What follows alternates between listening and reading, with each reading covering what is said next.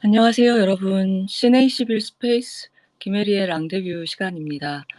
알렉스 갈란드 감독의 영화 맨 소개를 앞두고 그리고 그 맨과 함께 보면 좋을 작품들 어, 랑데뷰 시도를 앞두고 여러분들은 지금 이 대기실에 들어오셨습니다. 배동미 남선우 기자 안녕하세요. 안녕하세요. 안녕하세요.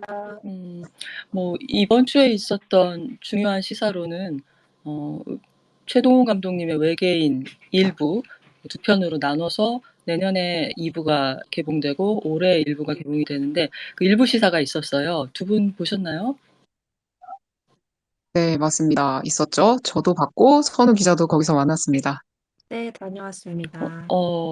이 두 분 중에 한 분이 굉장히 그 영화의 팬이라고 그러는데 아이고, 이렇게 벌써 저는 커밍아웃을 하게 되었네요. 누구라고는 안 했는데 아이고, 어떻게 보셨는지 네, 살짝만 너무 많이 말고 어, 네. 이 방에 계신 분들한테 힌트를 주시면 될까요? 아이고, 제가 재발절여서 먼저 고백을 했습니다. 저는 사실 그 주말에 영화 소개하는 프로그램에서 살짝 볼 때는, 좀 특이한데? 라고 생각하고 마음을 많이 내려놓고 영화를 보러 갔어요. 그랬는데 첫 장면부터 굉장히 빠져서 어, 김우빈 배우가 나오는 장면부터 쏙 빠진 뒤로 그냥 그대로 파도를 탄 듯이 저는 그냥 영화에 약간 타고 어디 먼 곳까지 갔다가 돌아온 느낌이었어요.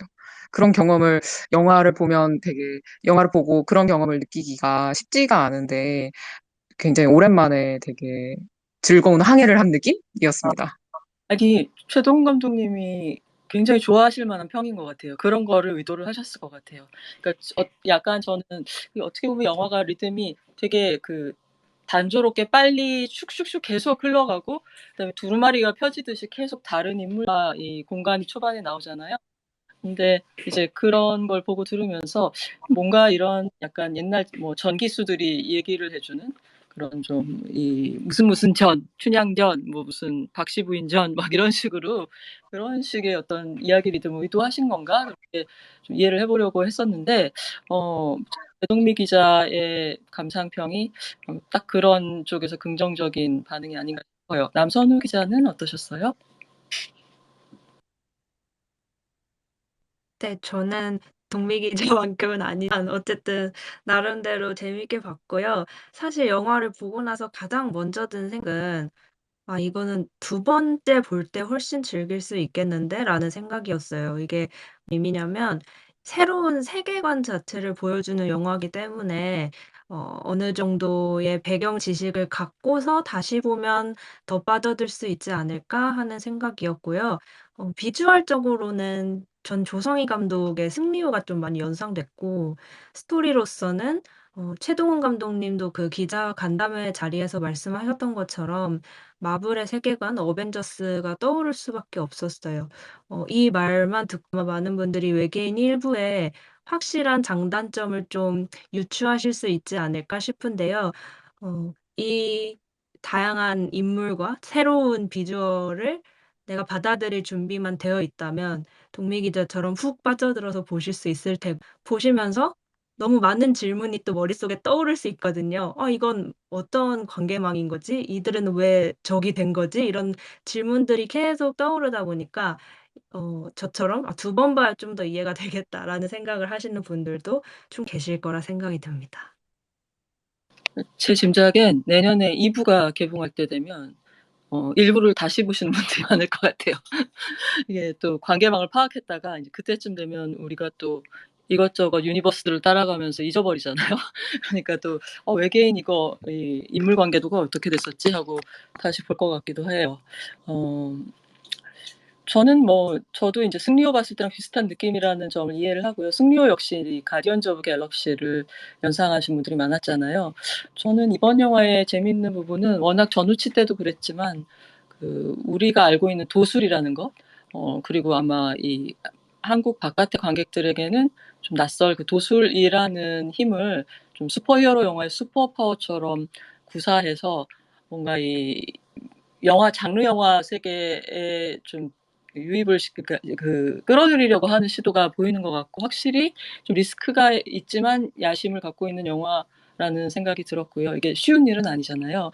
그리고 좀 이 MCU를 보면 MCU의 신은 우리가 생각하는 그 전지전능한 조물주가 아니잖아요. 이번에 토르 러브 앤 썬더를 보고서 확실히 그런 느낌이 들었는데 이제 일종의 슈퍼히어로 이런 식으로 신을 이제 해석을 하고 있는데 그런 면에서 뭐 도사, 신, 뭐 슈퍼히어로, 뭐 그냥 인간 뭐 이런 위계를 좀 이번 외계인이라는 영화 나름대로의 방식으로 월드 빌딩을 하려고 하는 그런 노력이 보였습니다. 근데 이제 이 두 편의 뭐 듄도 그랬지만 두 편의 영화 중에 일부이기 때문에 이 일부만 보고서 뭔가 단정적으로 어떤 설정이 얼마나 흥미로운지, 얼마나 합인지, 또 나기가 얼마나 잘 맞는지 이런 거에 대해서 이제 확정적인 평을 내리기는 좀 어려울 것 같긴 해요. 그리고 근데 확실하게 제가 외치고 싶은 건 염정아 배우 만세. 맞아요. 너무 좋아요. 영화를. 좀 염정아 배우의 연기를 좋아하시는 분들은 또 이번에 가서 엄청 즐거워하는 얘기를 정도는 좀 장담을 드릴 수가 있을 것 같습니다. 굉장히 인물이 많죠. 혼동은 안 되셨어요? 나중 이제 한 중반 넘어가니까 정리는 잘 되셨어요? 저희 고백을 하자면 다 보고 나서 신의 21 기자들끼리 우르르 강강수월래를 하듯이 동그랗게 서서 이게 맞아? 이게 맞지? 뭐 이런 이야기를 나눴어요. 우리끼리는 그래서 네, 흡사 테넷을 본 이후의 시사 후기를 나누듯 맞아요. 각자 타임라인을 다르게 쓴 부분을 맞춰간다든지 제대로 본 게 맞는지 확인 작업을 하는 시간이 있었습니다. 그래서 오히려 감상을 못 나는 것 같아요. 어떻게들 보신 건지. 일단 팩트부터 체크하느라. 그렇습니다. 그렇군요. 어떻게 보면 이 대중들이 일반 관객들이 어떻게 받아들일지 참 가늠이 안 가는 종류의 영화인 것 같기도 해요. 기자들의 반응만 봐도 상당히 다양한 것 같고요. 자, 그러면 이제 뭐 1분 남짓 정도 남았는데 이번 회에 김혜리의 랑데뷰의 영화 알렉스 갈란드의 맨 이야기로 서서히 들어가 보도록 하겠습니다. 근데 그 전에 우리 참 알려드릴 말씀 하나 있다고요? 네, 제가 안 그래도 타이밍을 보고 있었습니다. 최근에 트위터에 후원하기 기능이 생겼어요. 저희 시내21 기사를 보시다가 혹은 오늘 트위터 스페이스 방송을 듣다가 마음을 표현하고 싶다면 기자들이 아이스 아메리카노 한 잔 사 먹을 수 있도록 동전을 조금 모아주신다는 마음으로 편하게 후원을 하실 수 있다는 말씀을 드리고 싶어요. 방법을 잠시 설명을 드리자면 저희 시내21 트위터 프로필에 들어오셔서 지폐 모양의 이모지가 있는데요. 그걸 누르시면 하단에 Send to 시내21 에디터라는 메시지가 뜨고요. 그 아래에 카카오페이로의 연결창이 뜹니다. 카카오페이를 통해서 편하게 후원을 하실 수 있다는 점 말씀드립니다. 네, 배동 기자님 안내 감사하고요. 자, 그럼 우리 이제 시간이 됐네요. 맨 이야기를 시작해 보도록 하겠습니다.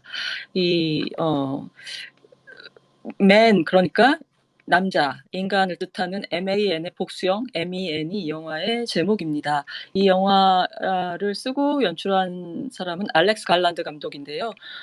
잘 아시다시피 영국의 영화인이고 원래 작가로 출발을 했죠. 그래서 흔히 잘 알고 계시는 그 레오나르도 디카프리오랑 틸다 스윈튼이 주연했던 보일 감독의 빛이라는 영화가 있어서 2000년 정도 나왔던 영화 같은데 그 빛이라는 영화의 원작 소설이 1996년에 알렉스 갈란드가 쓴 동명 소설이었습니다.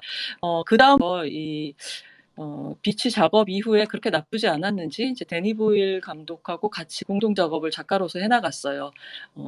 어떤 좀비 영화계 뭐 한 획을 그은 28일 후라든가 그리고 또 선샤인이라는 다분히 사이파이적인 작품을 같이 했었고 그다음에 원작자가 따로 있지만 또 시나리오를 쓴 작품으로는 네버 렛 미고 많이 알고 계시죠? 그리고 저지 드레드의 속편인 드레드의 작가로도 일을 하다가 이제 엑스 마키나라는 2014년 작품으로 본인이 연출까지 하는 그런 커리어의 이기를 맞이를 하게 됐습니다. 엑스 마키나에 대해서는 뭐 특별히 다시 소개를 안 드려도 많은 분들이 보셨을 것 같고요. 이 개봉 당시에 오스카 프로덕션 디자인 미술상을 오스카 시각효과상을 그 역대 수상작 중에 좀 최저급 예산으로 받지 않았냐 하는 추측들이 나돌았었습니다. 그다음 작품은 넷플릭스 오리지널이었는데요. 우리나라에선 서던 리치라는 제목, 그리고 미국에서는 안니힐레이션, 뭐 절멸 이런 뜻을 가진 제목으로 5명의 여성으로 구성된 탐사대가 한 번 가면 사람도 드론도 돌아오지 않는 어떤 빛과 파동을 굴절시키는 쉬머라고 하는 영역에서 겪는 모험을 그렸는데, 여기 보면 뭐 엑스마키나 때도 그 세트나 아니면은 캐릭터 디자인 같은 것이 화제가 됐지만, 이 작가 출신임에도 근데 비주얼 전략에 있어서 차별화를 많이 했어요. 그래서 알렉스 갈란드 하면 이번엔 또 어떤 이 전에 본 적 없는 오브제를 캐릭터를 디자인을 해놨나 하는 게 좀 관심사가 됐죠. 서던 리치를 보면 뭔가 이 괴물이라고 부르기도 뭐한, 전혀 벌써 어떻게 보면 이제 돌연변이 곰 같은 이제 그런 몬스터가 나오기도 하고, 그리고 유전자 변형으로 보이는 동식물의 합체, 이제 이런 것들이 우리들의 어떤 깊은 무의식 같은 걸 굉장히 동요하게 만드는 이미지들인데요. 뭔가 신경을 건드리는 것 같은, 그리고 우리가 흔히 언캐니하다고 말하는 그런 감성대를 건드리는데, 그런 것으로 공포감을 주는 데 있어서 발군의 실력을 보였습니다. 네, 그다음에 한동안 이제 왓챠에서 볼 수 있었던 뎁스라고 하는 알렉스 갈란드의 첫 시리즈물이 있었고요. 이 작품 또한 상당히 흥미로운 면이 있는 이제 과학과 기술과 인간의 관계에 관한 그런 이야기였어요. 근데 이번 영화, 그러니까 세 번째 장편 영화가 되겠네요. 맨은 올해의 부천 국제영화제의 개막작으로도 선정이 됐습니다. 뭐 이 미국 독립 영화, 특히 장르 호러, 판타지 이쪽에서 이 스페셜티를 보여주고 있는 영화사, 여러분 이제 다 아시죠? A24라는 회사의 프로덕션입니다. 영화의 배우는 이제 주연은 아주 명백하게 딱 2명이라고 할 수가 있는데, 이 여자 주인공은 제시 버클리. 최근 들어서 굉장히 이름을 많이 듣고 있는 배우죠. 작년에 그 올리비아 콜먼의 젊은 시절을 로스트 도터라는 영화에서 지금 극장에 걸려 있죠. 에서 연기를 해서 무려 오스카 여우 조연상 후보에 올랐던 89년생 아일랜드 배우예요. 체르노빌에도 나왔었고. 근데 이제 좀 더 말씀을 드리고 싶지만, 이따 우리가 랑데뷰할 영화로 우리 두 기자님이 골라주신 영화 중에 남선우 기자가 이 제시 버클리의 또 다른 작품 이제 그만 끝낼까 해를 골라놓으셨더라고요. 그래서 선우 기자가 더 많이 얘기해 주실 것 같아서 이 정도 소개를 하고요. 그리고 이 나머지 이걸 뭐라고 얘기를 해야 되나? 그러니까 남자 주인공이죠. 근데 이 남자 주인공인데 굉장히 업무량이 많습니다. 연기해야 될 양이 많은 로리 키니어라고 하는 영국 배우가, 그중에 제일 먼저 우리가 그를 만나게 되는 캐릭터가 제프리인데, 이 제프리 역을 맡았어요. 로리 키니어 배우는 이 007 프랜차이즈에서 이 첩보원 말고 내근 주로 이렇게 모니터 뒤에 앉아 있는 내근 직원 역으로 나왔었는데, 그 역할로는 기억하시기가 어려울 수도 있을 것 같고, 그보다 여러분이 혹시 이 영화에 대해서 알고 싶으셔서 오늘 랑데뷰 방에 들어오셨으면은 또 이 사이파이 시리즈물도 좋아하실 가능성이 높은 것 같아서 말씀드리자면, 그 블랙미러가라는 그 유명한 영국 시리즈가 있지 않습니까? 그 미래에 대한 아주 다양한 상상을 담은 시리즈로 인기가 높았는데, 그 블랙미러의 최초 에피소드가 있었어요. 그게 참 난감한 내용이었는데, 이 런던에 있는 그 다우닝가 10번지의 영국 총리가 인질범으로부터 이 돼지와 육체적 관계를 맺는 장면을 생중계하지 않으면 인질을 살해하겠다라는 협박을 받는다라는 이 정말 진퇴양난 상황에 관한 얘기였고, 이제 주로 이 여론이라는 것이 어떻게 움직이는가, 뭐 미디어가 어떻게 작동하는가, 그런 것에 대한 이야기를 하는 에피소드였죠. 근데 여기서 상당히 고생을 하는 모처럼 수상역을 하신다 했더니 이런 상황에 빠져 있는 그런 연기를 했는데, 여기서도 진짜 뭔가 고생길을 전담하는 배우인가 하는 생각도 들고, 육체적으로 그리고 또 연기의 테크니컬한 면에서 굉장히 감투상을 받을 만한 연기를 이제 맨이라는 영화에서 보여주셨습니다.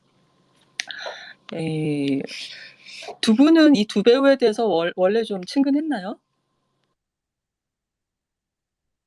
저는 그 로리 키니어 배우 같은 경우는 말씀하신 블랙미러도 있고, 비슷한 사이파이 영국 드라마가 있었잖아요. 거기서 아버지 역할이었는데, 굉장히 공경에 빠진 아버지 역할을 했던 걸로 기억하는데, 갑자기 제목이 기억이 안 나네요. 많이들 보셨을 시리즈인데 사이파이이고 그 딸이 몸을 아예 이제 버리고 자신은 로봇이 되겠다라고 해서 Years and Years. 맞습니다. 이어즈 앤 이어즈. 네, 이어즈 앤 이어즈에서도 굉장히 선량한 아버지이지만 그 딸의 변화나 뭐 세상의 변화에 대해서 더 변화에 당황하는 아버지 역할을 했던 배우이고 저한테는 사실 영국의 일반적인 어떤 남성의 얼굴 같은 캐릭터를 많이 연기한 배우로 기억하고 있어요. 맞아요, 맞아요. 제시 버클리 경우에는 저는 상당히 최근에 알게 됐는데요. 두 분, 깜짝 놀 그 이어즈의 그 아버님이 로리 키니어였군요. 네, 네, 그렇습니다. 우리가 알게 모르게 많이 봤을 뿐이에요. 그러니까요. 이렇게 얼굴과 이름을 정확히 매치시킨 거는 저는 맨을 기회로 처음이었던 것 같네요. 근데 이번 기회로 아주 확실히 각인이 되셨죠, 얼굴이? 와, 됐습니다. 여러분이 이제 오늘 시간을 들으시고 나면 저희가 왜 이렇게 웃으면서 이 얘기를 하는지 이해하실 수 있을 거예요. 자, 그러면은 줄거리를 좀 말씀을 드릴 텐데요. 좀 들으시다가 나는 정말 아무것도 모르고 보고 싶다, 이 영화를 보게 될 것 같다. 근데 아무것도 알지 못한 채로 보고 싶다 하시는 분들은 나중에 뭐 녹음본으로 들으셔도 괜찮겠습니다. 아주 전혀 스포일러 없이 얘기하기 좀 어려운 영화라서요. 자, 이 제시 버클리가 연기하는 캐릭터의 이름은 하퍼예요. 근데 이 하퍼라는 여성은 남편이 자살하는 사고 이후에 쉬고 싶어서 휴식 기간이 필요해서 커션이라는 아주 작고 아름다운 전원 마을에 집을 하나 빌립니다. 거기서 이제 조용한 휴가를 갖기로 한 거죠. 그리고 이제 그 절친 친구한테 나 지금 간다고 연락을 하고 가서도 그 친구로부터 종종 연락을 받게 되죠. 근데 이 남편의 자살에 대해서 살짝 말씀을 드리자면 이 남편이 하퍼를 좀 심리적으로 학대했달까? 늘 막 뭐 주먹질을 하고 그런 건 아니었지만 심리적으로 계속 코너로 몰고 그리고 우리 사이의 문제는 다 당신 때문이다라는 식으로 가스라이팅을 하고 이제 그런 어떤 고통을 견디다 이제 안 되겠다 우리는 같이 살 수 없다라고 이혼 의사를 알리자 이제 남편이 자살을 하겠다고 위협을 했고 그것이 이제 그 과정은 어떻게 됐는지 정확하게 알 수는 없지만 실제 폭행이 일어났을 때 남편을 아파트 밖으로 내쫓았는데 그가 이제 이 집으로 돌아오고자 무리해서 위층 집에 양해를 얻고 위층 아파트로 들어가서 발코니를 통해 내려오려다가 추락을 한 건지 아니면 어떤 정말로 죄책감을 남겨주고 가고 싶은 마음에 극단적인 행위를 한 건지는 알 수가 없습니다.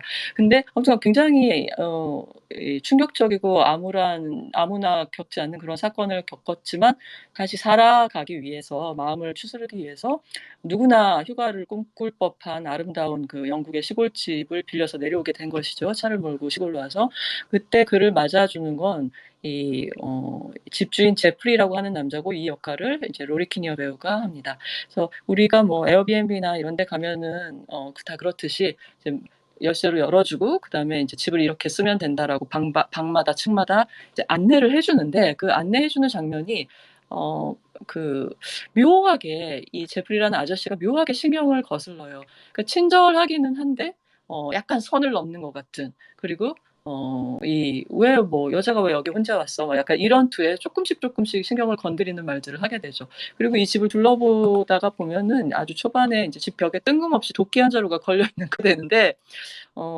이 영화는 뭘 그렇게 아주 은근하게 표현하는 영화는 아니에요. 그래서 왜 옛날에 유명한 연극에 관한 이야기 중에 뭐 체오프의 이야기였나요? 이 무대에 총이 등장하면 그 총은 반드시 발사돼야 한다 뭐 이런 말이 있잖아요. 근데 그 도끼를 보는 순간 저 도끼는 언젠가 쓰임새가 반드시 있다 이런 거를 우리가 짐작을 하게 되죠. 근데 이 모르는 마을에 휴양을 온 이 하퍼는 짐을 좀 풀고 그다음에 주변의 아름다운 숲에 산책을 나가게 되는데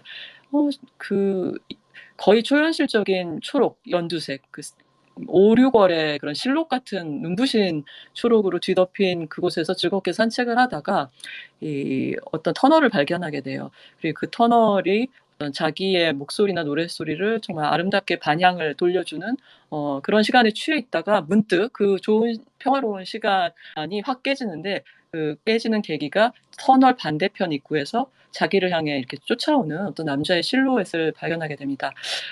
그렇게 해서 그 산책은 좋지 않게 끝이 나고 머지않아 오랜 시간이 되지 않아 그 남자가 이 하퍼가 머물기로 한 빌린 집의 정원에 출몰을 하게 돼요. 근데 그 모르는 남자가 쑥 들어와서 안을 들여다보고 있는 것만 해도 공포스러운데 그 남자가 이제 옷을 하나도 입고 있지 않은 그런 약간 무슨 스트리킹을 하는 것 같은 그런 거죠. 그리고 그 벗은 몸으로 여성을 위협하는 남자들이 종종 있잖아요. 어느 사회나. 그래서 이제 그런 여러 가지로 위협이 되는 그 모습을 보고서 경찰에 당연히 신고를 하게 되고 이제 경찰은 다행히 그를 이제 체포를 하게 됩니다. 근데 우리가 이때쯤부터 이 체포하러 온 경찰이 남녀 한 사람씩인데 그 남자들의 얼굴을 어디서 본 것 같다는 생각을 하게 됩니다.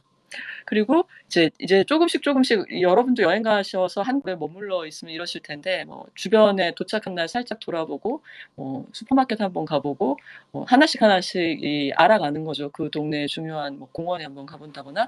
근데 교회에 하퍼가 갔다가 거기서 이 유럽 문화, 중세의 건물들이나 사원에 많이 이렇게 새겨져 있는 우리나라로 치면 뭐라고 해야 될까요?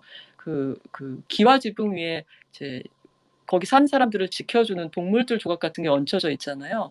그런 식으로 그린맨이라고 하던 생명을 뜻하는 이 도상과 그다음에 실라나기기라고 하는 어떻게 보면은 약간 원시적인 산을 표시하는 것 같은 출산하고 있는 여성의 몸을 본딴 것 같은 도상이 그려진 석판을 발견하게 되지요. 근데 그 석판도 석판이지만 교회에 갔다가 또 불쾌한 만남을 갖게 되는데 어떤 남자아이랑 마주쳐요. 근데 이 남자아이는 하퍼가 숨바꼭질을 거절했다고 대뜸 굉장히 무례하게 대하죠. 그리고 또 거기서 목사는 교회에서 아까 기도하는 모습을 보니 앉아있는 모습을 보니 당신이 마음속에 고통이 있는 것 같다. 사연을 들어주겠다 하더니 그 남편의 이야기를 큰 마음을 먹고 털어놓는 하퍼에게 어떤 남편한테 사과할 기회는 줬냐 이런 식으로 당신에게 책임이 있다는 그런 정말 상상치도 못한 비난을 퍼붓게 돼요. 그중에 이제 어떤 말들이 대충 어느 정도인가 여러분이 감을 잡기 위해서 살짝 발췌를 하자면 남자는 여자를 가끔 때리죠. 훌륭한 행동은 아니지만 그렇다고 그게 죽어야 할 죄는 아니죠. 이런 식으로 얘기를 하는 거예요. 그러니까 전혀 예상에 빗나간 이 사제의 말에 하퍼는 학을 떼고 닥치라고 하고서 이제 자리를 떠나게 되죠. 그리고 이제 제프리 집주인이 추천해줬던 동네 펍에 저녁 시간이 돼서 갔는데 거기서 이제 우리는 확실히 이 마을엔 여자가 없나? 약간 이런 의구심을 품게 됩니다. 그리고 그 자리에 이제 들어온 아까 낮에 왔었던 남자 경찰이 아까 그 스토커 별로 가둬둘 이유도 없고 위험하지도 않은 것 같아서 풀어줬다고 말을 하는 거죠. 그 말에 기함을 하고 그러니까 기거하기로 한 집에 돌아온 하퍼는 자신의 집으로 침입하려고 하는 아까 낮에 발견했던 그 스토커를 다시 한번 마주치게 되고 그를 필사적으로 막으려던 과정에서 추락사한 남편의 몸에 남은 것과 같은 형태의 어떤 큰 부상을 입히게 됩니다. 이 밤은 굉장히 지옥같이 흘러가게 되고요. 그리고 제가 알렉스 갈란드 영화에서는 한 번도 본 적이 없는 어떤 이미지를 마주치게 된다라고 말씀을 드렸는데 바로 그런 의미에서 클라이맥스가 바로 이 밤 안에 자리를 하게 됩니다. 그리고 이 밤은 그럼 굉장히 전쟁 같은 밤이기도 하지만 이 밤을 통해서 하퍼가 어떤 각성에 다다를지도 모르는 그런 시간입니다. 이 정도로 약간의 스포일러가 있긴 있었지만은 시놉시스를 말씀을 드렸습니다. 이 맨이라는 영화는 굉장히 단순하게 요약할 수 있어요. 여성들이 살면서 느끼는 공포, 일상적인 공포들, 그리고 특히 남성들로부터 느끼는 공포들이에요. 근데 이 영화의 특별한 점을 찾는다면 물리적 폭력이나 성폭력이 아닐 때 성폭력에 해당되지 않아도 느끼는 위압감, 그런 넓은 범위의 여성이기 때문에 느끼는 두려움이 있거든요. 그리고 스트레스가 있고, 그러니까 가령 밤거리를 걷는다거나 혼자 집에 있는다거나, 그리고 이 진위를 알 수 없는 남자 보행자가 나랑 같은 방향으로 장시간 동안 어떤 길을 같이 걸어갈 때라든가 이럴 때 느끼는 한쪽 젠더만이 절감하는 사회적인 공포감이 있는데 이제 그것들을 이제 쭉 일람할 수 있게 보여주고 있어요. 그것도 이 영화에 나오는 다양한 나이대의 남성을 통해서. 그러니까 그 다양한 나이대의 남성은 한 남성이 인생을 살면서 맞이하는 여러 가지 시기라고도 볼 수도 있겠고, 또 어떻게 보면은 여성의 눈으로 볼 때 이제 그들이 다르지 않다. 아무리 다양한 남자들을 만나도 보편적으로 느끼는 기본적인 공포가 있다. 이런 것을 상징할 수도 있겠죠. 근데 어쨌거나 결과적으로 맨이라는 호러 영화의 호러의 중심은 독소적인 남성성, 그러니까 톡식 매스큘리니티라고 하는 해로운 남성성의 스펙트럼을 작심을 하고 넓게 보여주는 영화예요. 그러니까 어떻게 보면 영화 속에서 여성 혐오를 보는 것이 굉장히 힘들다라고 하시는 분들한테는 보기 굉장히 힘든 영화일 수도 있어요. 근데 그게 이제 아주 막 눈앞에서 벌어지는 뭐 피가 튀고 막 강압이 있는 그런 폭력도 조금 있지만 플래시백 장면에 이제 대체로는 제가 말씀드린 잘 보이지 않는 그러나 엄존하는 만연한 여성 혐오를 보여주는 거죠. 그래서 그것을 또 형식적으로는 시각적 알레고리와 암시로 전혀 은근하지 않은 암시로 보여주고 있어요. 그래서 이를테면 휴양하는 집에 도착한 하퍼가 그 집 정원에 열린 사과를 따먹거든요. 근데 뭐 당연히 괜찮겠지 했는데 집주인 제프리가 되게 정색을 하면서 그건 범죄다, 그거 도둑질이다라고 막 이 정색을 하는 장면이 있어요. 근데 그런 걸 보면은 이게 설마 싶지만 영화를 보다 보면 그래 이브의 선악과를 따먹은 그 성경 속의 일화를 그냥 가져온 게 맞나 보다 하게 느끼게 돼요. 그러니까 전혀 돌아서 말하는 법이 아니라 아주 투명하게 직설적으로 메시지를 전달하고 있는 셈이죠. 물론 이제 그것을 시각화해서 보여주고 있긴 하지만, 그래서 이 영화에서 요즘에서 여러분이 설정까지 알고 싶지 않은 분들은 약간 나갔다 들어오시거나 아니면은 스포일러가 있다는 것을 말씀을 드립니다. 이 영화에서는 연출에 중요한 테크닉으로 1인 다역을 쓰고 있는데요. 뭐 1인 다역이라는 건 뭐 연극에서도 굉장히 많이 쓰이고, 뭐 영화에서도 뭐 이 영화가 뭐 최초로 시도하는 건 아니죠. 근데 특히 1인 다역이라는 기법을 선택한 원인도 이게 여기 나오는 인물들이 하나의 고유한 캐릭터가 아니라 집합적으로 남성 일반을 가리킨다는 의미로서 채용된 방식인 것 같고요.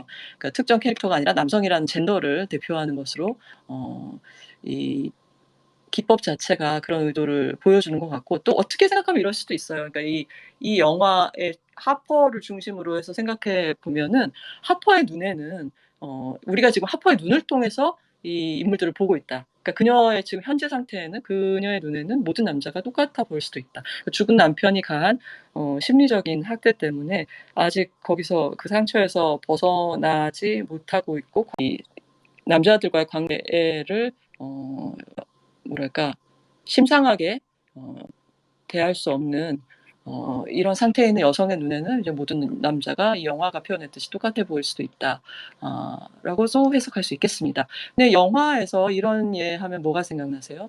이 타인은 모두 같은 얼굴을 하고 있다. 여러분 딱 생각나는 영화가 있으시죠? 찰리 카우프만이 만들었던 애니메이션 아노말리사. 이 영화도 상당히 그로테스크한 얘기였고, 약간 좀 신경증적인 주인공, 자기 중심적인 남자 주인공이 세상을 바라보는가를 좀 통렬하게 보여주고 있었죠. 역시나 아무래도 이제 남성 감독이 남성 주인공을 갖고 만든 영화라 좀 에고센트릭한 자아에 몰입된 면이 있긴 했지만, 또 그런 어떤 좀 졸렬한 면이나 이런 것들도 가리지 않고 보여줬던 작품인 것 같고요. 이 마을 호러가 또 있잖아요. 외지인이 들어갔는데 마을 내지는 어떤 공동체 내지는 정해진 공간에 있는 모든 사람들이 짜고 혹은 암암리에 눈길을 교환하면서 함정을 만든다. 더 랍스터 같은 영화도 있었고, 또 뭐가 있을까요? 두 기자 생각나는 거 있으세요? 케빈 인더 우즈도 그런 경향이 있을 것 같습니다. 그리고 또 뭐가 있을까? 독빌 같은 영화도 갑자기 생각이 나네요. 그리고 조금 더 최근의 예로는 이제 조던 필 감독의 영화, 이 겟아웃? 그 영화 이름이 생각이 안 나는 겟아웃 같은 그 주말 여행을 가는데 겟아웃하고 또 비슷한 점은 이렇게 이 모르는 곳에 가면서 친구 한 사람한테 연락을 해 놓고 간다. 요 점이 좀 이 맨이라는 영화가 이제 성별이 바뀌긴 했지만 비슷한 것 같아요. 자 그러면은 이 제가 이렇게 말씀드렸던 그 해로운 남성성의 스펙트럼 내지는 그게 일상적인 여성 혐오가 얘가 이 영화에서 어떤 것들이 이 다뤄지고 있냐면 요약을 하자면 한마디로 여자는 이 영화 안에서 이 하퍼로 대표되는 여자는 이혼을 하려고 하건 아니면 그냥 산책을 하려고 하건 남자들이 그녀를 그냥 내버려 두질 않는다. 이렇게 요약할 수 있을 것 같아요. 그래서 그런 어떤 침해의 예들은 이 동의받지 않은 스킨십이라든가 아니면 독립적인 주체로 취급하지 않는 그런 가부장적 사고라든가 그러니까 되게 위해 주는 것 같이 아유 뭐 여자 혼자 괜찮겠어요라고는 하는데 거기에 깔보는 시선이 들어있는 그다음에 아주 뭐 거의 자동적인 성적 대상화 그다음에 힘을 과시해서 우월한 위치인 걸 확인하는 거 그 힘으로 폭행으로 전환되지 않더라도 우월감을 얻는 행위 그다음에 노출로 하는 성희롱 그다음에 이거는 뭐 남자 어린이가 나왔을 때도 심지어 보이는데 어단이나 구애나 초대에 응하지 않을 때 급작스럽게 적대시하고 공격하려고 하는 것 그다음에 관계에서 생기는 모든 문제를 여성의 변덕이나 감상주의 탓으로 뒤집어 씌우는 것, 죄책감의 전가. 이제 이것이 뭐 결혼 생활에서 하파 결혼 생활에서 가장 큰 문제였겠죠.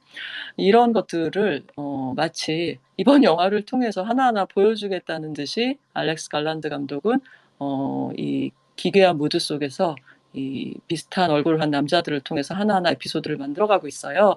그리고 이제 이 영화의 이제 뒤쪽 대사로 다시 한번 이런 행위들을 이런 여성 혐오들을 뭉뚱그리자면 이게 다 뭐냐면 남자 입장에서는 사랑의 이름으로 하는 일이랄까? 그러니까 내가 널 사랑해서 이러는 거야. 내가 널 걱정해서 이러는 거야. 너를 잘 되라고. 널 지켜주기 위해서라는 그런 명분하에 이루어지는 폭력들을 이제 이 호러 문법으로 총망라하고 있는 영화라고 정리를 할 수 있습니다.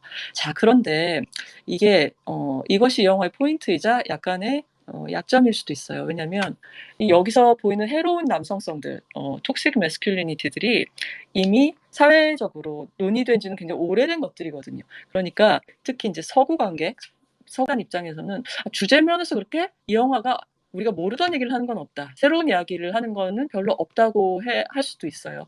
이거는 좀 새로움의 여부는 어떤 환경에서 어떤 관객이 보느냐에 따라서 상대적인 거잖아요. 그래서 저는 뭐 어떤 상황에서 우리가 이 영화를 보느냐에 따라서는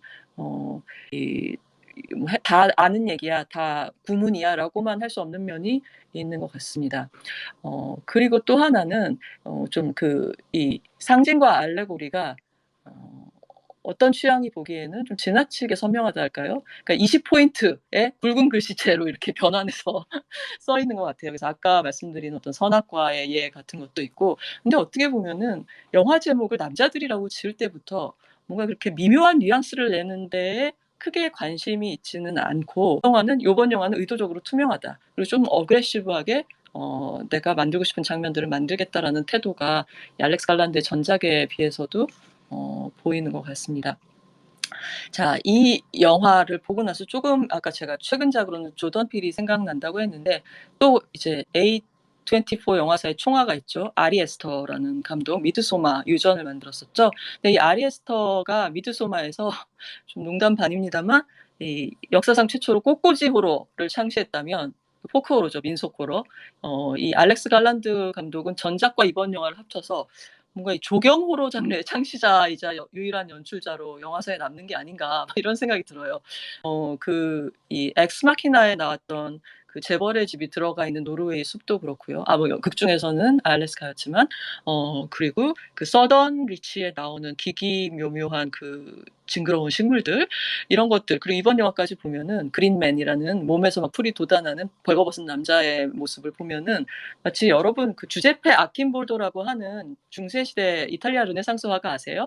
이름은 모르시더라도 달력이나 뭐 비발디 사계 자켓이나 이런 걸 보면은 사람의 옆모습 초상화인데 과일과 식물로 이렇게 얼굴을 이렇게 만들어 놓은 뭐 오이 바나나도 있었나? 오이 뭐 용과 이런 걸로 근데 그런 그 식물 호러 초상화 같은 그걸 남긴 그걸로 유명한 화가가 있어요. 그래서 이 알렉스 갈란드는 식물, 동물, 뭐 인간이 이렇게 합체되는 생물학적 꺾고지 같은 그런 기괴한 이미지에서 이제 이번 영화까지 그렇게 만들므로써 좀 일가를 이루지 않았나 싶고, 또 특히 이번 영화에서는 그것이 이제 남성의 몸이 이제 여성만이 할 수 있는 어떤 활동을 하는 장면을 스펙터클로 만들어냄으로써 좀 데이비 크로넨버그류의 바디 호러를 생각하시는 분도 있을 것 같습니다.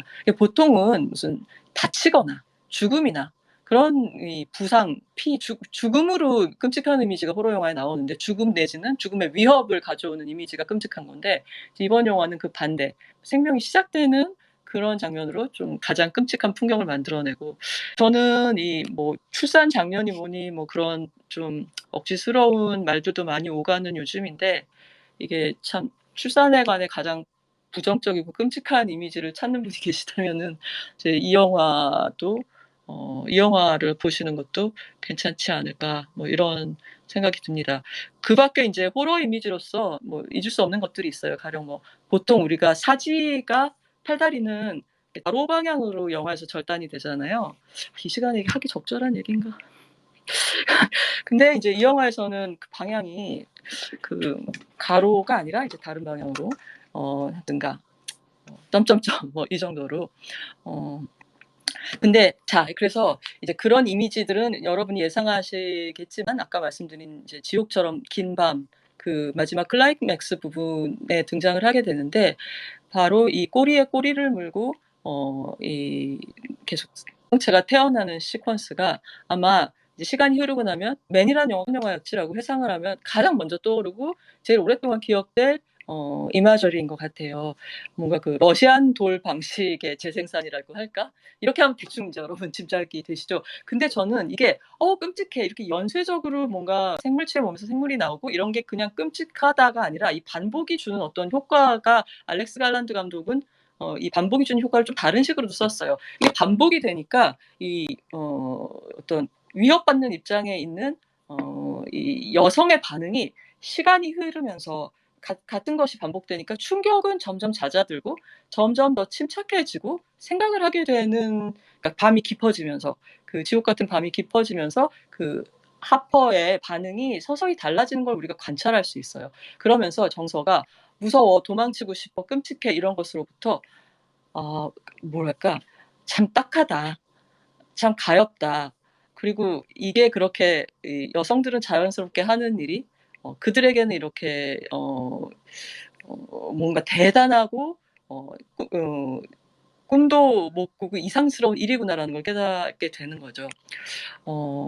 그러면서 더 이상은 남편이 나의 정신 세계를 지배할 수 있는 힘이 없다. 왜냐하면 그들은 나를 해칠 힘이 없으니까, 남자들은 그렇게 대단하지 않으니까, 이런 식의 각성으로 나아가려고 합니다. 근데 저는 그러면 이게 남자가 만든 페미니스트 영화인가 하면 그렇게 쉽게 결론을 내릴 수는 없는 것 같아요. 이제 만든 사람들도 이 영화는 뭐 이 대화를 촉발하게 만들었다라고 이제 어떤 메시지 자체를 인터뷰에서 표현하지는 않았는데, 그러니까 여기서 조심해야 할 점은, 그래, 내가 당신보다 더 나은 인간이고 당신은 내가 두려워하거나 겁먹거나 계속 악몽을 꿀 가치조차 없어라고 말을 하잖아요. 근데 이런 식의 이른바 정신 승리만으로 충분한가 하는 의문을 당연히 영화를 보는 여성들은 가질 수밖에 없는 것 같아요. 다시 말하면 현실의 하퍼에게는 고통을 받을 때는 도끼가 없는 거죠. 그러니까 일상적인 여성 혐오를 겪을 때나 남편한테 가스라이팅을 당할 때나, 근데 이제 결국 그것이 딱한 일이었고 결국 내 사랑을 받고자 몸부림친 것뿐이었다는 걸로 납득을 하면은 저간의 고통이, 현실적인 억압들이 다 사라지는가라는 점에서 좀 이 영화의 결말에 대해서는 상당한 설왕설래가 있을 법하다는 생각이 듭니다.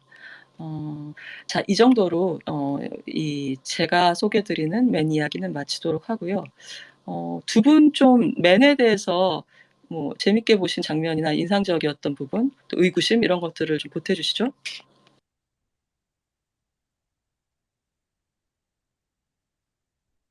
재밌게 본 장면은 아무래도 마지막 10 분이 아닐까 싶습니다. 그 장면을 빼놓고는 맨이라는 영화에 대해 말할 수 없을 것 같고 어 극장에서 그 영화를 볼 때 그 장면을 관객들과 함께 체험할 때의 느낌이 굉장히 오랜만에 재밌었거든요. 네. 네. 얘기했었는데 동미 기자도 들었을 것 같은데 제가 맨을 볼 때 이제 옆에 두 분이 양옆에 다 계셨는데 너무 음. 지는 거예요. 그 문제의 장면이 나올 때. 어떡하셨다고요? 저 잠깐 안 들렸어요. 그 문제의 장면이 나올 때 제 양옆에 앉아 계신 분들이 무척이나 힘드셨어요. 아, 남 기자는 의연하고. 저는 사실 약간 그런 고어라든지 바디 호러를 조금 악취미 즐기는 편이라 예. 음. 이게 마스크 속으로 음. 찢어가며 웃고 있었는데 어유, 센 안선우 기자? 했던 걸 보여주네 약간 이런 느낌이었는데 네. 계신 분이 무척 힘들어하셨고 사실 이제 왼쪽에 앉아 계셨던 분께서는 아예 등을 돌리시더라고요. 음. 네.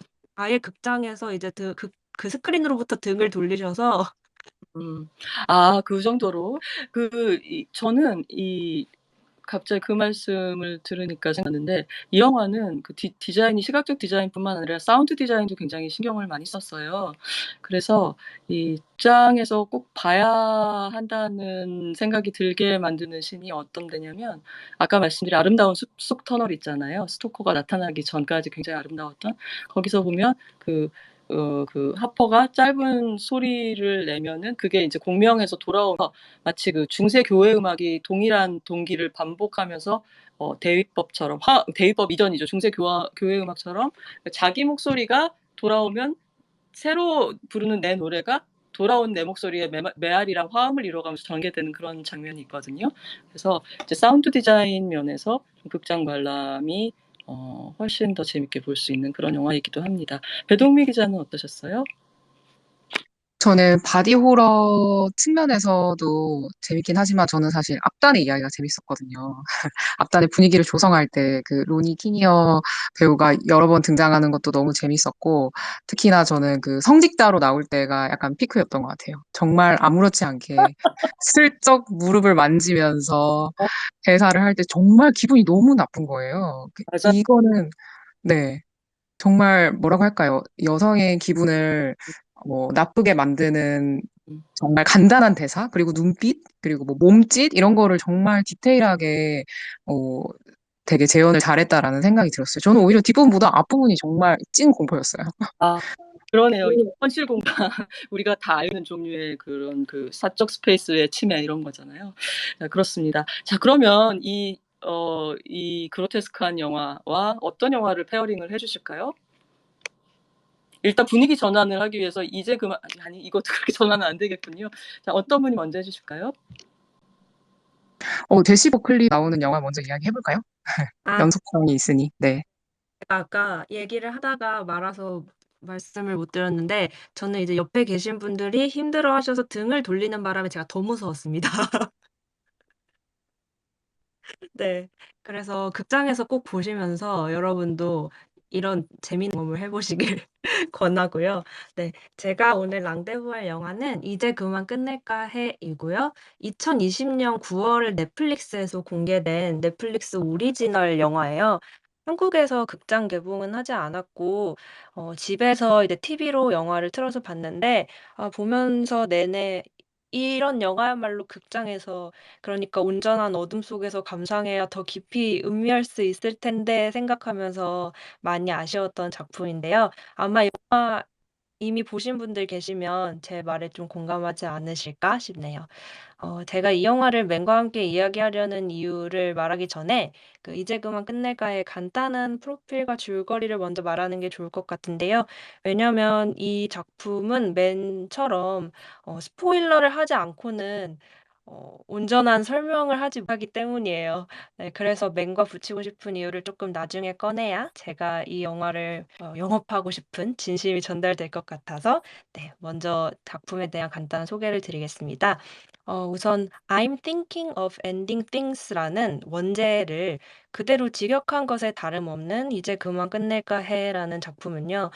동명의 소설이 원작이고 감독은 찰리 카우프만입니다. 오늘 이야기하다가 잠깐 언급되기도 했는데요. 아노말리사가 직전작이고 존 말코비치 대기, 어댑테이션, 이터널 선샤인 같은 영화의 각본가로 더 알려진 사람이죠. 자신이 쓴 이야기의 연출까지 맡은 장편은 이제 그만 끝낼까 해가 세 번째라고 합니다. 네. 이 영화는 헤어질 결심을 한 여자의 내레이션으로 출발하는데요. 제시 버클리가 연기한 여자는 7주 정도 만난 제이크라는 남자와 '아 이제는 이별을 해야겠다. 이 관계를 끝내야겠다.'라는 생각을 합니다. 그래서 시작부터 이 제목을 그대로 문장 그대로 말하면서 우리에게 '아 그러면 한 연인이 헤어지는 얘긴가?'라는 정도로 생각을 하게 만들죠. 그리고 이때 이 남자 제이크는 제시 플레먼스가 연기합니다. 이제 그만 끝낼까 해는 그러고 보니까 이 두 명의 남녀 제시가 주연을 했습니다. 뭐 스펠은 쪼끔 다른 걸로 알고 있습니다만 네 각설하고 영화로 돌아오자면 두 커플의 이 관계가 조금씩 금이 가고 있지만 앞서 약속을 잡아 놨기 때문에 두 사람은 이 남자의 본가로 가고 있어요. 남자의 부모님께 인사를 드리려 오는 건데요. 그 엄마와 아빠 두 분이 있는 그 고향으로 눈발을 헤치고 그 시골로 가는 거죠. 근데 가는 길부터 점점 이상한 일이 생깁니다. 이 이상한 일은 주로 여자 제시 버클리가 연기하는 이 여자의 시점에서 관찰되는데요. 예를 들어 그녀에게 자꾸 서로 다른 이름의 모르는 사람들에게 전화가 걸려온다든지 그 전화를 받으면 굉장히 기분 나쁜 어떤 예언을 한다든지 남자의 집에 가자마자 또 수상쩍은 지하실이나 그런 동물들의 약간 사체가 있는 듯한 장소를 지른다든지 하면서 이상한 일이 생기는 거죠. 근데 가장 황당하고 또 이 영화 속에서 비주얼적으로 좀 충격을 주는 장면은 제이크의 부모들의 모습인데요. 이 제이크의 부모를 연기한 배우들의 면면도 굉장히 재밌습니다. 엄마 같은 경우는 그 여러분들이 유전으로 또 많이 알고 계실 토니 콜렛이 연기를 하고 아빠 역은 그 해리포터 시리즈의 루핀 역할을 했던 데이빗 듈리스가 연기하는데요. 어 이들의 모습이 자꾸 다르게 보이는 거예요. 이게 무슨 얘기냐 하면 방금까지는 한 이제 60대 정도로 되어 보였던 그들이 여자가 고개를 돌리면 치매에 걸린 한 70-80대 노인으로 보였다가 또 뒤를 돌면 되게 젊은 청년 같은 얼굴을 하고 있는 거죠. 이 와중에 또 제이크는 황당하게도 부모님한테 자꾸 여자의 직업을 다르게 소개를 합니다. 뭐 선생님이라고 했다가 뭐 연구자라고 했다가 이렇게 자꾸 다르게 소개를 하면서 여자가 인지하는 이런 남자의 성격, 그 남자의 세계가 점점 뒤틀리는 걸 우리는 지켜보게 됩니다. 그리고 이 집 밖을 나가면서 더더욱 관계는 극단을 향해 가고요. 문제는 단순히 한 커플의 해체를 지켜보는 것 같았던 그리고 이 과정을 그냥 호러의 문법으로 말하는 것 같았던 이 영화에 어 노인의 모습이 자꾸자꾸 틈입을 한다는 건데요. 학교에서 청소를 하고 있는 한 남성 노인의 모습, 그가 혼자서 밥을 먹고 청소를 하고 아이들을 지나치는 장면이 이 연인의 이야기 중간중간에 끼어들고 있습니다. 그래서 우리는 볼수록 영화가 '아 단순히 한 커플의 깨지는 이야기를 보여주는 게 아니구나. 이 할아버지는 어쩌면 이 커플의 이야기보다도 더 이 영화의 주인공일 수 있겠구나.'라는 짐작을 하면서 영화를 보게 됩니다. 이 영화를 제가 맨과 붙여보고 싶어진 이유는 크게 세 가지가 있는데요. 먼저 동미 기자도 짚어 주셨듯이 제시 버클리가 나온다는 이유입니다. 제시 버클리의 장기를 확인할 수 있는 두 작품인데요. 제시 버클리는 89 년생 아일랜드인 배우고 이번 주가 한국에서 아마 제시 버클리 주간이라 해도 과언이 아니었습니다. 맨이 어제 개봉을 했고요. 오늘 로스트 도터도 개봉을 해서 제시 버클리의 팬이 계시다면 이번 주는 꼭 극장에 가셔야 할 것 같은데요. 전작으로는 비스트, 와일드 로즈, 미스비헤이비어 같은 작품이 있어요. 와일드 로즈에서 특히 그 모습을 보여줬었는데 음악적인 재능이 있는 배우라는 걸 우리가 놓칠 수 없는 부분인데 이번에 맨에서도 그녀가 이제 동굴에서 소리를 내면서 메아리 치는 장면이 있잖아요. 그 장면도 저는 '어떤 음악 감독과의 협의를 통해서 그 멜로디를 발전시킨 걸까?'라는 생각을 했는데 감독이 그냥 이 장면에서 원하는 분위기라든지 원하는 장면이 무엇인지를 설명하니까 제시 버클리가 바로 알아듣고 그 목소리를 쌓아갔다고 하더라고요. 그런 점에서 또 음악적인 재능을 가진 배우라는 걸 알 수 있었는데요. 이 보니까 무려 뮤지컬로 로렌스 올리비어 어워드 받았더라고요. 그니까요. 오디션 프로그램 출신이기도 하고 올해 앨범도 냈더라고요. 그래서 저도 한번 찾아 들어볼까 합니다. 그의 이제 노래 실력은 이쯤 얘기하면 될 것 같고 사실 맨 그리고 이번에 개봉한 로스트 도터 또 오늘 제가 소개한 이제 그만 끝낼까 해에서 가장 돋보이는 건 그의 표정인 것 같아요. 어 트레이드 마크 표정이라고 생각하게 된 거는 차분한 당혹감, 나른한 혼란 정도로 표현할 수 있을 것 같은데 어 네. 네 굉장히 적극적으로 뭔가를 해결해 나가려는 진취적인 표정이라기보다 약간 '아 인생 그렇지 뭐. 이럴 줄 알았어.' 하는 와중에 정신을 차리려고 애쓰는 여자의 표정이랄까요? '그런 표정을 참 잘 짓는구나.'라는 생각을 했고 그래서 되게 소심해 보이면서도 전혀 약하지 않은 그런 모습을 체스트 도터 맨을 보면서 다시금 느꼈습니다. 그리고 두 번째 이유는 여성이 낯선 시골 마을에 당도하면서 벌어지는 이야기라는 점도 말하고 싶은데요. 우리가 아까 겟아웃 얘기를 하면서도 말했는데 호러에서 여행길 그것도 좀 한적한 전원으로의 여행은 곧 공포의 시작이잖아요. '이제 뭔가 시작되는구나.' 하는 전조를 깔아 주는데 이 영화에서도 그 눈길을 헤치고 남자의 부모를 만나러 가는 길부터 이제 '심상치 않다.'라는 기운을 전달해 주고 있습니다. 맨에서는 이제 제시 버클리가 혼자 차를 몰고 가는데 그때가 이제 영화의 초입이기도 하지만 관객이 유일하게 좀 숨을 쉴 수 있는 시간을 제공해 준다는 점에서도 호러의 재미있는 클리셰가 아닌가 싶습니다. 그리고 마지막으로 하고 싶은 얘기는 맨도 그렇고 이제 그만 해도 그렇고 대사보다는 이미지로 말을 거는 편이라고 생각을 했어요. 그러니까 첫눈에는 조금 난해해 보이고 '지금 무슨 말을 하고 싶은 거지? 내가 본 장면이 어떤 걸 상징하는 거지?' 라는 의문부를 띄우게끔 하는데 곱씹을수록 꽤나 선명하고 분명한 이야기를 하고 있다고 전 생각을 하거든요. 오늘 맨 얘기를 할 때도 그랬잖아요. 그렇게 새로운 이야기를 하는 건 아니지만 그것을 감독 본인의 어떤 비주얼적인 야심이라든지 호러에 대한 욕심이라든지 이런 것으로 영화적인 표현을 해낸 건데 이제 그만 끝낼까 해도 또한 그러합니다. 많은 분들이 이 영화를 처음 봤을 때는 좀 이해하기 힘들었다. '무슨 말을 하는 건지 모르겠다.'라는 감상을 많이들 남겨 주셨는데 어 쪼끔씩 퍼즐을 맞춰가면서 그리고 또 원작을 찾아보시고 더 이해가 잘 됐다라는 분들도 계시더라고요. 그래서 약간은 나를 놀래키고 쪼끔 헷갈리게 하더라도 곱씹을수록 영화에 빠져들 수 있고 더 인물의 심정을 음미할 수 있는 영화를 찾고 계신 분들이라면 맨 보시고 또 '이제 그만 끝낼까 해.'도 보시면 네 좋은 시네마틱한 경험이 되지 않을까 하는 생각이 듭니다. 이 정도로 이야기하면 될 것 같아요. 네. 맨과 함께 안전 이별이 얼마나 어려운가 이런 거를 보여주는 얘기이기도 하겠네요. 자, 그러면 배동미 기자 얘기 너무 기대되는데요. 오랜만에 듣는 제목이네요. 얘기해 주세요. 네, 제가 오늘 소개할 작품은 2001년 여름에 개봉한 한국 공포영화 윤종찬 감독의 소름인데요. 이 작품과 맨을 랑데부하고 싶은 이유가 몇 가지 있는데 우선 부천국제 판타스틱 영화제로 통한다는 점이 있습니다. 맨이 올해 비판의 그 개막작이었잖아요. 소름은 2001년에 제5회 부천영화제 폐막작이었습니다. 그리고 또 주인공 선영을 연기했던 배우 장진영 씨가 그해 부천영화제에서 페스티벌 레이디로 선정이 돼서 활약을 하기도 했었고요.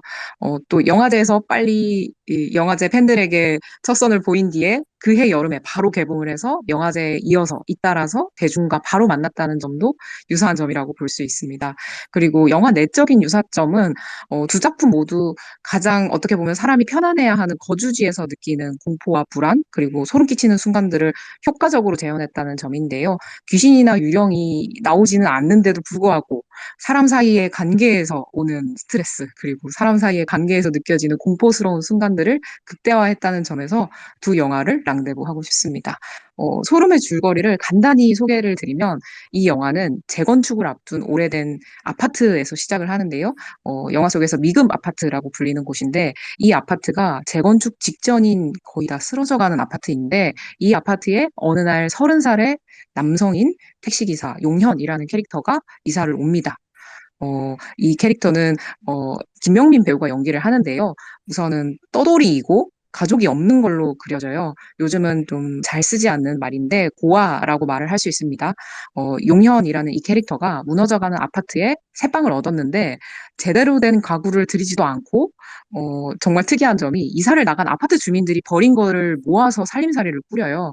그래서 아, 이 사람 정말 심상치 않은 사람이구나 싶은데 그렇게 미금 아파트 생활을 시작하고 보니까 이 동네 사람들이 다 심상치 않은 거죠. 그 용현이라는 이 캐릭터가 근처에 편의점에 갔다가 젊은 편의점 알바생을 보게 되는데 여성이고 장진영 배우가 연기하는 캐릭터 선영이라는 캐릭터를 만나게 되는데요. 굉장히 보이시한 짧은 머리를 하고 있고 어딘지 모르게 텅 빈 눈빛을 가지고 있어서 관객도 그렇고 용현도 눈길이 갔는데 알고 보니까 이 선영이라는 캐릭터가 같은 아파트에 같은 층에 산다는 거죠. 그래서 굉장히 신기해하고 있는 차에 늦은 밤에 아파트에서 비명 소리가 나서 밖으로 나가본 용현이 선영이 남편으로부터 심한 가정폭력을 당해서 눈물 짓고 있는 모습을 옥상에서 보게 됩니다. 외톨이인 용현과 그리고 가정폭력의 피해자인 선영이 서로의 이 외로운 처지를 단박에 알아보게 되고 두 사람 사이의 관계를 푹 빠진 사랑이라고 표현을 할 수는 없지만 외로운 처지이기 때문에 서로를 이해하고 같이 시간을 보내는 시간들이 더 늘어나게 되는 거죠. 알고 보니까 영화가 진행되면서 선영이 가정폭력의 피해자일 뿐만 아니라 하나뿐인 아들을 잃었다는 이야기도 등장을 하는데요.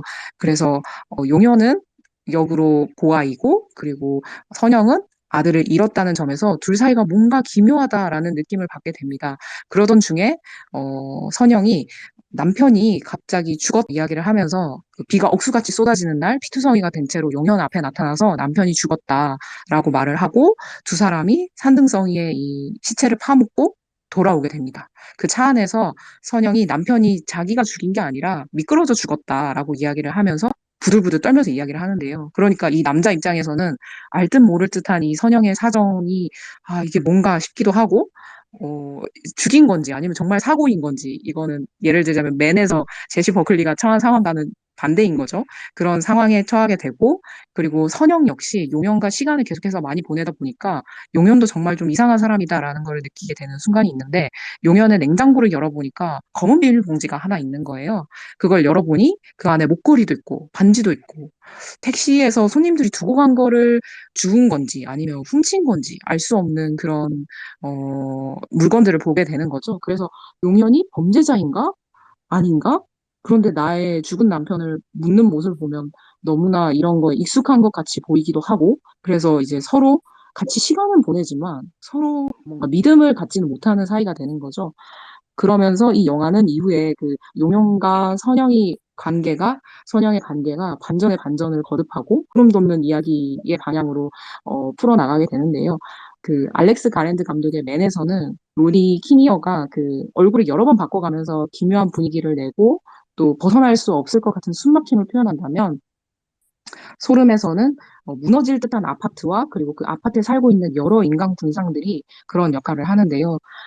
참고로 소름은 지금은 철거된 서울에 있는 서울 금화 시민 아파트라는 곳이 있었대요. 거기에서 촬영이 됐는데 1970년대 박정희 정권 때 지어진 아파트인데 예전에 너무 지방에서 서울로 사람들이 많이 왔기 때문에 인구를 감당하기 위해서 좁은 대지에다가 집을 다닥다닥 지은 거죠. 그래서 이 건물 자체가 서로의 이야기를 듣지 않고는 살 수 없는 구조인 거예요. 그래서 복도 하나를 두고 양쪽으로 집이 다닥다닥 붙어 있는 형태이기 때문에 누구든 완벽하게 프라이버시를 지킬 수 없고 일정 정도 자기 프라이버시를 침범당하고 또 하게 되는 필연적인 상황이 이 영화의 배경이 되는 아파트이기도 합니다.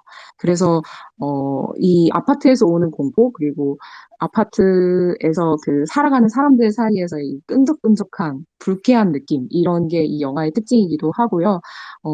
또 하나는 이를테면, 이런 내용이 등장하는데요. 용현의 옆집에 사는 소설가는 용현이 오기 전에 살던 청년 세입자가 있었는데 그 사람하고 지내면서 소설 습작을 도와줬던 관계인데 사실은 알고 보니까 이 어른이 소설가가 청년을 부러워했다든지 뭐 아니면 그 용현에게 임차를 준 집주인은 또 그 아파트 아래층의 상가에서 이발소를 운영하고 있다든지 그래서 너무나 서로서로 얽혀 있어서 서로 너무 끈적하고 또 여기 아파트에서 벌어지는 온갖 이상한 이야기와 소문을 속속들이 알고 있는 거죠.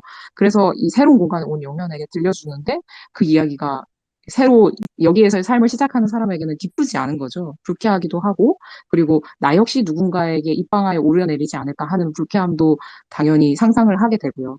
그래서 맨에서는 여성으로서 느끼는 일상에서의 공포를 잘 표현한다면 소름은 뭐 남녀 구분 없이 사실 누군가 부대끼면서 살아가는 불편함 그리고 순간적으로 누가 나를 지켜보고 있는 건 아닌가 하는 착각 때문에 섬찟해지는 순간들을 잘 표착을 하고 있습니다.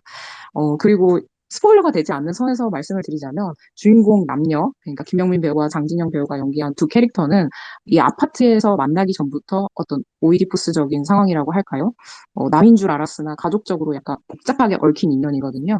그래서 그런 어떻게 보면 내가 선택하지 않았지만 복잡한 상황, 그리고 그 속에 놓였을 때 내가 느끼함, 이런 거를 영화에서 아파트의 분위기와 함께 잘 버무려서 보여준다는 점에서도 드리고 싶고, 전체적으로 영화는 음울한 분위기이거든요. 매는 보고 나면 저는 사실 산뜻한 공포 같긴 했거든요. 초록의 분위기도 있고 끝나고 나면 개운해지는 느낌이 있는데 소름은 찝찝한 약간 장맛비가 쏟아지는데 꿉꿉한 분위기이거든요. 그런 음울한 공포 영화인데 이런 전체적인 부분은 어, 감독 개인의 개인사와도 약간 연관이 있는 것 같아요. 물론 영화가 감독 개인의 경험에서 모두 다 이입이 되는 건 아니지만 감독이 맞닥뜨렸던 비극적인 경험이 소름의 이 분위기에 녹아든 게 아닌가 싶은데요. 1990년대 중반에 윤종찬 감독이 유학을 앞두고 가족의 비극적인 사건을 경험하게 되는데 삼풍백화점이 무너졌을 때 아내를 잃었다고 해요. 그리고 그 다음 얼마 되지 않아서는 나라 전체가 IMF까지 겪었기 때문에 감독 개인이 느꼈을 무력함, 그리고 어떤 개인이 옴짝달싹할 수 없는 상황, 그리고 불행이 이미 내 삶에 주어진 것 같은 상황, 이런 걸 일상 속에서 느끼는 불안으로 하게 재현을 한 것 같아요. 그래서 맨과 함께 보시면 맨도 일상에서 느끼는 이 불편함, 공포, 섬찟한 느낌을 잘 표현한 영화이기 때문에 같이 보면 좋을 것 같습니다. 아, 예. 관한 얘기 다시 듣다 보니까 진짜 이번 주 다음 주 정도가 소름을 다시 보기 위해 참 적절한 기온과 습도의 날씨가 아닌가 이런 생각이 들고요. 오늘 뭐 그럴 의도는 아니었는데 의도치 않은 남양 특집처럼 돼버렸네요. 자, 이렇게 이 매는 뭐 여러 가지 얘기가 많이 트위터리한 분들도 보다 많은 트윗을 쓰지 않으실까 싶은 영화니까 또 반응들을 또 기다려 보기로 하고요. 우리 다음 스페이스에 대한 안내 말씀이 있으신가요? 다음 스페이스는 바로 내일입니다. 최종 병기 앨리스 왓챠 오리지널 시리즈죠. 이 드라마가 지난주에 모든 에피소드 공개를 마치고 종영을 했는데요. 트위터 스페이스를 통해서 드라마 재밌게 보신 분들이 즐기실 만한 자리를 마련했습니다. 주연을 했던 박세환, 송건희 그리고 김태훈 배우와 서성원 감독님이 스페이스에 나와주시기로 했어요. 그래서 드라마 재밌게 보신 분들과 뒤풀이 시간을 가져보도록 하겠습니다. 내일 밤 10시에 트위터스에서 뵐게요. 네, 그리고 저 한 가지 더 공지로 말씀드릴 게 있는데요. 지난 방송과 오늘 저희 스페이스 하는 동안 후원해주신 분들이 계셔서 감사하다는 말씀 드리고 꼭 더 좋은 콘텐츠로 보답드리겠다는 말씀도 드립니다. 자, 그러면 우리 셋 다 마이크 켜고 한꺼번에 들어주셔서 감사하다고 안녕히 계시라는 인사 해볼까요? 네, 여러분 들어주셔서 감사합니다. 감사합니다. 안녕. 편안한 밤 되세요. 근데 편안한 밤 되시기엔 너무 무서운 얘기를 많이 하긴 했지만 너무 공포 영화 이야기했지만 안녕히 주무세요. 굿나잇.